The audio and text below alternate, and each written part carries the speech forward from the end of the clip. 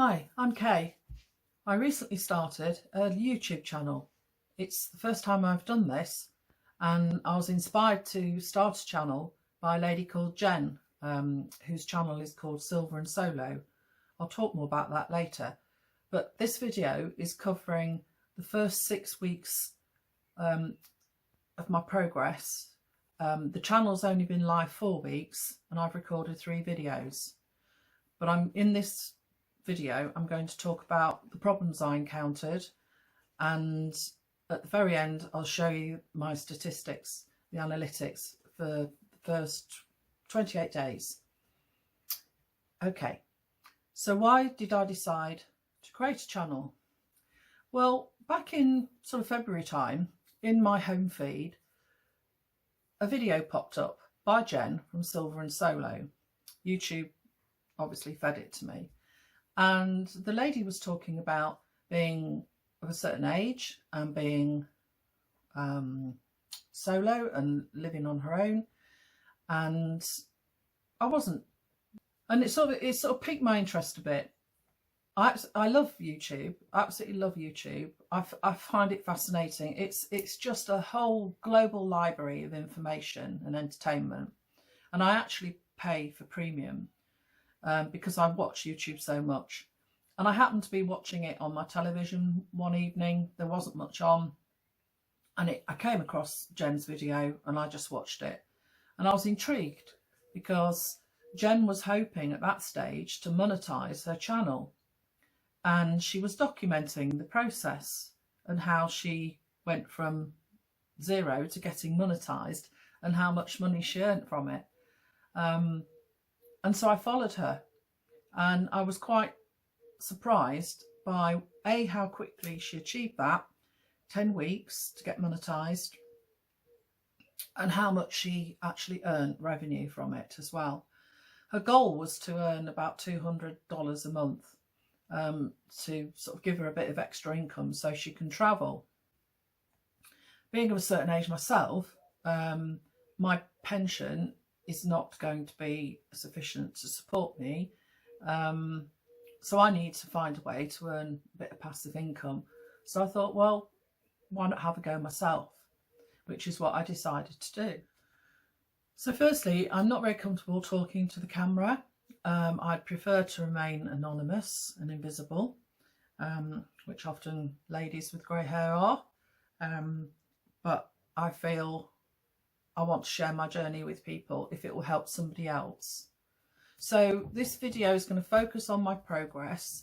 Anyone I mention or speak about in the video, I will put links to their channels or their websites, and any tools that I found particularly useful or helpful information, I'll also put the links in there for you. So I've created a script. I'm not going to be able to follow it, unless you want to watch me reading from it like a robot, but I'll try my best not to be robotic and to give you an idea. So I started on Tuesday 14th of May after being inspired by Jen, and she's done incredibly well, and I'm really pleased for her. So I thought about what I could create a channel for. You know, what would it be about? I'm time poor because I'm still working, and in the evenings I get very tired. I'm more of a morning person, but in the evenings I'm so tired, my brain just doesn't function. I'm sat behind a computer all day long, and also my eyesight's not great, so I struggle to see things in the evening. I'm not blind, but I struggle to read or do anything that requires a lot of mental capacity. So, because I'm time poor, I love art, absolutely love art. I'm an artistic butterfly. I have hundreds, literally, of art books. I have got every art medium going: pastels, watercolour, oil, collage, lino cut. I'm an artist. I just flip from one to another, never really producing much, but I absolutely love it. I enjoy the process. And I don't aspire to be a famous living artist. I think that's sort of like wishing I was a Hollywood movie star or a famous musician. I think it's very competitive and very difficult. I just want to do it for the fun of it. And because I have so many books, before I buy them, I will often Google the book and try and find out what content is inside. I know I can return the books if I don't like them, but I'd rather not do that. So I thought, I know, there's a few channels out there that I've seen over the years reviewing art books. And I thought, well, why not? Why not make use of all the hundreds of lovely art books that I've got in my collection? So that's what I decided to focus on, art book reviews. And my channel is called Art Book Nook.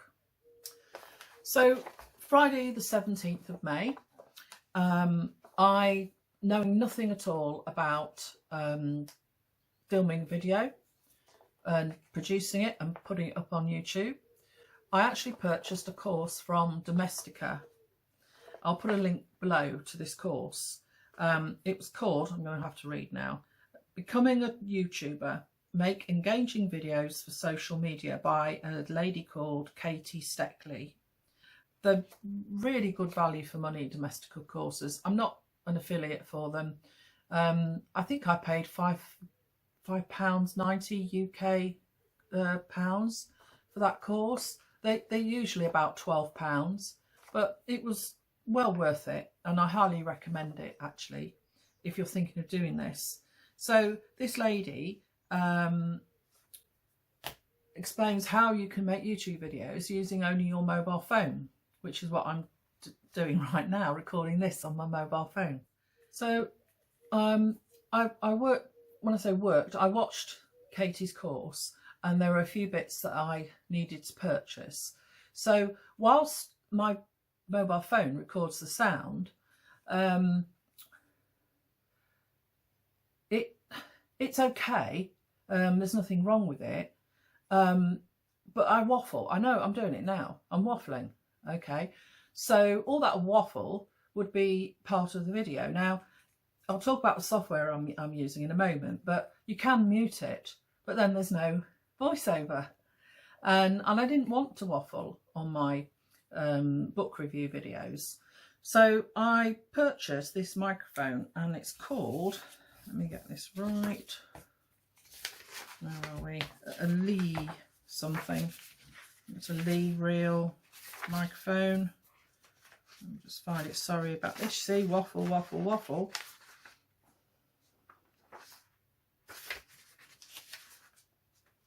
Lee Real Wireless Lavalier, I think that's how you say it, microphone.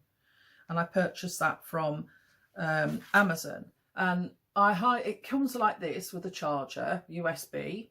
And I actually bought the one with 2 microphones. And it comes with a dongle. And you put the dongle in a USB port on your computer. And you clip this here. I'm not clipping at the moment. This is actually the voiceover. I'm not going to edit it. You can, sorry, but you're going to have to listen to my waffle as well. And you clip it. And what it enables you to do is when you're playing back the video clips in your software, your video editing software, you can actually do a voiceover. So cut out all the waffle, basically. So I can mute the whole voice soundtrack recorded in my mobile phone. And I'll stop doing that now when I'm doing book reviews, to be honest. I just don't talk. But I can do the voiceover. But I advise you just pay a little bit more and get the one with 2 microphones, because they do need charging.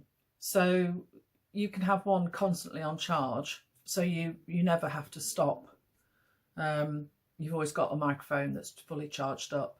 And I've put a link to Amazon where I bought this for you. And I'm not an affiliate for Amazon, so I won't be getting any kickback for that.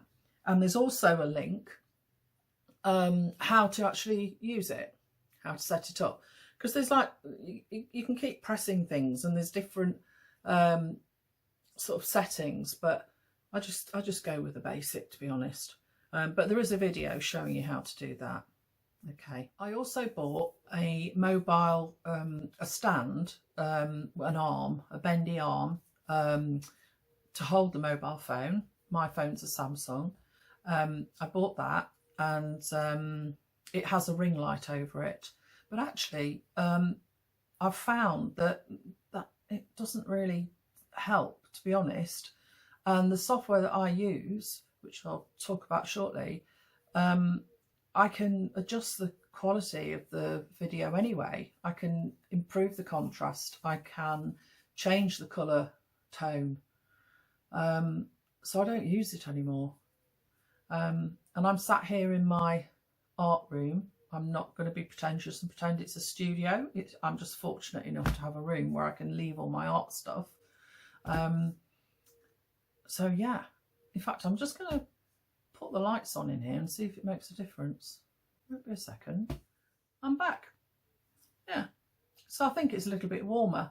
It's quite a grey day here in the UK. I think I'll keep the lights on. These are actually spotlights that I had fitted in the ceiling to mimic daylight, because I wanted to paint in the evening, but I'm just too tired. Anyway, I'm going to leave the lights on. So we're still on Friday, 17th of May, and I don't know how, but somehow I thought, I know, I'll ask AI to write me a script. I was trying to write a script for my first book review, and I was struggling a bit. So I thought I'd ask AI, but it wasn't a success, I'm honest. I put the book in several times using the ISBN number, title, and it kept coming back with, it was a nice script, bit you could tell it was AI though, AI generated, but it was incorrect. It was, the chapters were totally incorrect. It sort of listed chapter by chapter and it wasn't the right chapters, so I've sort of given up on that really. So what I do now is I just video me turning the pages of the book, going through the book page by page, and then I just narrate over the top of it and just explain what the artist is talking about and what's on the pages. Keep it simple, I think. So it's now Sunday 19th of May and my tripod has arrived, my mobile phone holder has arrived, so I'm rearing to go and I get all set up. And I made a rookie mistake. I recorded the video in portrait mode, and I thought, okay, fine. Anyway, the software I'm using is Corel Video Studio, and I already had this software. It's not very expensive. I think it's about, in UK pounds, about £60. But I already had it for some reason. And I did upgrade it. I upgraded it to the 24 version, mainly because it will produce subtitles automatically for you from the voice in your video. And YouTube, more and more YouTube users are actually watching video with just no sound and the subtitles on. So I thought that'd be really useful, so I upgraded. I'm going to give a shout out now to a gentleman called Grips, and he has lots and lots of helpful tutorials showing you how to use Corel Video Studio, and I'll link to his channel below, and I'm very grateful for him. So I realised that the settings on my mobile phone were incorrect, and to get I'm trying to remember this, they need to be 16:9. That needs to be the ratio to record them. If you can record at 60 frames a minute, apparently that's beneficial. It gives you the opportunity to speed up your video or slow it down, which I'm going to do, because I've been chopping my video. If I've been on a page too long, I've been chopping it, and it's taken a very long time, but I've discovered in Corel Video Studio I can speed it up or I can slow it down, and that's what I'm going to do in future, instead of chop chop chop chop chop all the way through, making all these cuts all the way through the video editing process. Another thing I realised unfortunately, was that the mobile phone, it doesn't record for the whole session. It seemed to turn itself off, and I don't know whether, or stop recording. I don't know whether that's because it was overheating, or whether the file size was too huge. Like, we're talking gigabytes. So what I do now, if you can hear a funny squeaky noise, by the way, it's my puppy. There you go, it's my puppy. So what I do now is I record each chapter as a separate video file and import them all into Corel Studio. I also save them to an SD card instead of the phone, and I can get more on there then. So that's a tip for you. So a few more things I realised is how long it takes. So to record a video of a book, flipping through a book, probably only takes 10 minutes. But oh my God, the editing. It takes me between 8 and 12 hours to edit a video. I'm hoping to get quicker at it, but don't underestimate how long it takes. I spent two weeks researching and learning, but when it came to the actual editing, I was surprised, even I was surprised how long it took to edit a video. The other thing I realised is that I don't like my hands. Here we go. They're chunky hands. I've got thick knuckles. I haven't got nice dainty fingers. I have my father's hands. They're practical hands.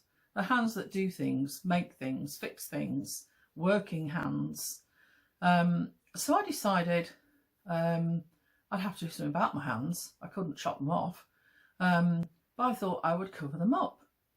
And this, I'll show you how ridiculous it looked. Don't know what I was thinking. There we go. How ridiculous is that? Trying to do a book review, wearing gloves. Idiot. Anyway, they'll come in handy on the day that I eventually manage to get outside and do some plein air painting, won't they? So, got them now. So, Tuesday, 21st of May. I watched a video, a YouTube channel by a lady called Sarah Homfrey, who does embroidery. And she did a video all about the growth of her channel. Now, just to put this in perspective, when you compare it to Jen, who got monetized in 10 weeks, talking about her single solo life. Sarah started her channel in May 2011, and she had 1 subscriber. It took her 3 years to get to 1,000 subscribers, where she was monetized. It took another 6 years to get to 50,000 subscribers, and in August 22 she reached 100,000 subscribers. So what's that, 11 years? We'll have to see, won't we? It's a long time. I might not be here, hopefully I will be. But just to try and put things in perspective, we've got 2 extremes there. We've got somebody who it took 11 years and somebody it took 10 weeks. Do you want to lay a bet? See how long it takes me to get monetized. Right, so I'm going to try and speed this up a bit now, because you're probably losing the will to live already. So in a nutshell, it took me 2 weeks to do lots of research, lots of practice, getting to the point where I finally had an edited video that I could upload to YouTube. That includes doing the voiceover, creating the subtitle file, which you can do within Corel Video Studio. It's better if you create a separate subtitle file, because it doesn't interpret it accurately, particularly if you've got an accent, you know, your spoken voice. YouTube will do it automatically for you, but you're going to get errors. So a good 2 weeks researching, testing, editing to get the first video, and then came the exciting part to upload it. I have put links below to lots of resources, to the channels that I watched, which helped me, and they're there below for you. Help me how to set up a YouTube channel, how to film it, how to, you know, edit, go into YouTube Studio and do a load of setting up. So the links are there. You don't need me to waffle on about those, I can assure you. So the exciting bit, uploading your first video. And then what happens? You turn into a crazy person. You're constantly checking, going into YouTube Studio, having a look, how many people have watched it. So when I uploaded the first video, which was, I'll show you, it was about a book, an artist called David Curtis, and this was the book I reviewed, A Light Touch Landscape Painting in Oils. David Curtis is a very well-known living landscape painter in the UK. He paints in watercolour and in oils. And what I like about David's paintings is he manages to capture the light in his work. And his paintings are representational, not photographic. But when you actually go up close, there's hardly any brushstrokes there. It's quite amazing, his technique. And I do own one of his paintings. I fell in love with a winter scene, absolutely fell in love with it. And I treated myself when I became a lady of a certain age. And I have met David, and he remembered me as the lady who didn't like the frame. And I still don't like the frame my painting's in, but David told me that he spent hours choosing the right frame for my painting, and that made me promise not to change it. So I kept my promise to him. I haven't changed the frame, but I still don't like it. So that was my first video. So I just told a few family members and a couple of friends, and I asked them for some honest feedback. And two people, I got 2 subscribers, but they were family. And my son-in-law said my video style, my vocal style reminded him of Sheldon Cooper, Fun with Flags.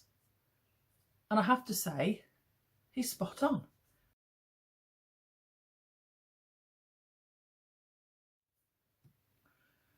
Hope you enjoyed that.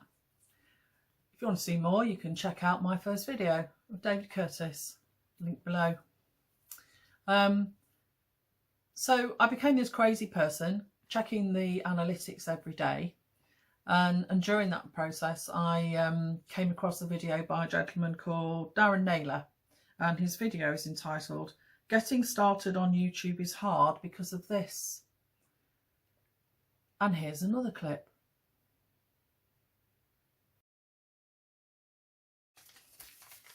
Back again. So my friends and the female members of my family and friends were quite kind about my first video. In a formal, I've had multiple careers in my lifetime, one of which was a teacher, and I do feel that my my narration technique is that of are you sitting comfortably? Let me explain. So, you know, I do think my son-in-law had a point. And then I came across a video by Sean Kitching, and I put a link to that below. And he talks about talking to the camera as though you're talking to a friend, which is what I'm trying to do now, but it doesn't come naturally to me, and I don't like, I won't let my family take photos of me. I just don't like it. So I'm feeling quite uncomfortable now, but I don't know, I've just decided to have a go. So I've uploaded my first video, spent a lot of time doing it, and that brought me on to my second video. So my second book review was this one. Taking Risks with Watercolour by, I'm going to try and pronounce this lady's name properly, by Shirley Trevena. Now in my book review, I've pronounced it Trevena, but it's not, it's Trevena. Or so I'm told, by Rutland Art Gallery in Uppingham. Now, the reason I decided to do that book was because I don't live too far from Rutland, Uppingham in Rutland, and somehow something flashed up, you know, in my emails or whatever, alerting me to the fact that there was an art exhibition by Shirley in this art gallery. And I enjoy going to art galleries and art exhibitions, and it's all very well. If I show you, let me find one of Shirley's paintings. Let me just hold it up. Let's find one. Where are we? Okay, so let me hold this up for you. If I show you that, you're not looking at it life size, are you? And I like to look at paintings for real. I like to actually see the paintings because you see all the brush strokes. So I went to this art gallery, and I happened to get chatting to the gallery owner, and he's given me kind permission to actually do a video of the exhibition, and that's what I will be doing. I will be creating a video of Shirley's art exhibition. So here's my catalogue from my trip, and I can find it. I should have had this ready, shouldn't I? Any prepared person would have this ready for you. So I go along to look at the artwork, and I don't know if you can see that. Can you see that? I ended up buying that. So I'm going to need to earn quite a bit of money on YouTube to pay for my impulse purchase of one of Shirley Trevena's pieces of art. Not a very good start, is it? To topping up my income. Never mind, let's get back on with what you want to know. So after spending a bit of time creating intros, a couple of intros, I then come across several YouTube videos that tell you not to do that. Nobody wants to listen to your fabulous intro music and animations just to get on with it. So I'm not going to bother making intros anymore. I'm just going to thumbnail. That's the picture at the front that's supposed to entice you to click to look at the video. I'm just going to crack on and get on with it. I'll crack on now. So I'm going to cut to the final bit, the bit you're interested in. So YouTube Studio, they look at analytics from the past 28 days, and then the next jump is the past 90 days. And I can't see any way of customizing the date range, which is a shame. Plus, it's updated live. So I can take a screenshot, which I did yesterday, of my analytics, and I will read them out to you. I'm going to put an image up for you to see, but I'm going to read them out too. So after 28 days, my little channel with 3 videos that I posted, with like one was a week apart, and then I went 2 weeks apart. So within 28 days, posted 3 videos. I got 142 views. Now, some of those will be friends and family, not many, I think half a dozen. A total of 5.7 watch hours and 7 subscribers.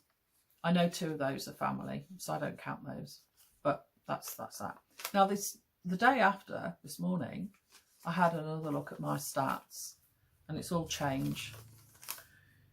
I've got 149 views, 6.5 watch hours, and still only 7 subscribers. I've had, I think, 2 people unknown to me make nice comments, 2 ladies, and I've replied to them. So that was encouraging. They enjoyed the videos and they're going to buy the book or the books. So that's positive. So that's about it. But let's say 6 watch hours you need and 7 subscribers. You need 1,000 subscribers and 4,000 watch hours to get monetized on YouTube. What I've learned is that it's a snowball effect. So the more videos you post, obviously the more watch hours you're going to get. And the videos that I'm making are what are called evergreen videos. So they're not time specific. They're going to be of interest to people maybe 3, 4, 5 years ahead. So they've got longevity. So that's what I'm focusing on. So I'm going to sum this up. So my conclusion is it's going to take you a lot of time to produce the videos. The learning and the research isn't that long, really. But actually editing and making the videos is going to take a long time. You need to be consistent. You need to post regularly. You need to devote a lot of time to this. And if you're still working, it's going to be difficult. My garden is an embarrassment at the moment. I've not touched it for weeks. It's full of weeds. But there has to be compromise, doesn't there? And I need to do something about this zoom lens on my camera that keeps zooming in and out every time I move my head. Sorry. My next update as to my progress, I'm not going to do it every week like some people. Probably do it once a month and we'll see how we get on. But I've also been thinking about other ways to monetize the channel. And I don't profess to be an artist. I enjoy painting, I enjoy craft, and I just enjoy making things. But I am quite knowledgeable. And I used to teach silk painting. I've taught a lot of things. I actually have taught lino craft, lino cut, lino printing in the past. And I think I know enough that I could teach somebody. So I think I need a bit more content on my channel apart from book reviews. So this is a list of things that I've written down. They might inspire you. So all this waffle, goodness me, send you to sleep. I've decided to create some art tutorials based on the books that I'm reviewing, but no talking, just text coming up every now and again and some nice music, but keep them really short. I'm going to turn those tutorials into downloadable PDFs that people can print out, and then they could follow along in their own time. I'm going to build a website that complements my channel. I do have a website for my art that I've not touched for probably 4 years, due to lack of time. But that was another job I had. Web development, building websites, software engineer. It's one of many. And I don't know whether to... I have bought the domain names artbooknook for .com and .co.uk. I don't know whether to just have that as purely as a channel for the art book reviews, embed the YouTube videos in there, or I don't know. I did think about a Patreon channel, but unless I was doing this full time, I wouldn't have the time to give value to people, and I don't like taking money from people unless I'm giving them more value than they expect. I might create an Etsy shop, sell the original artwork and PDF tutorials. There's quite a few people doing that. And there's also, I could teach an actual course as well. But all these things take time. So at the moment, I'm just going to stick to doing the book reviews. I've done 3. I forgot to mention the other one. Creative Abstract Watercolour by Kate Rebecca Leach. Please go and watch my videos, please. And I'll get all excited when my stats improve. So that's it really. So all the links are in the description below, to all the channels that have helped me and some of the purchases and some of the learning that I've acquired. And I'll see you again soon. Thank you for watching. If you stayed to the end, well done. Please give me a like because YouTube likes that.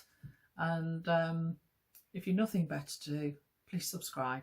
Thank you.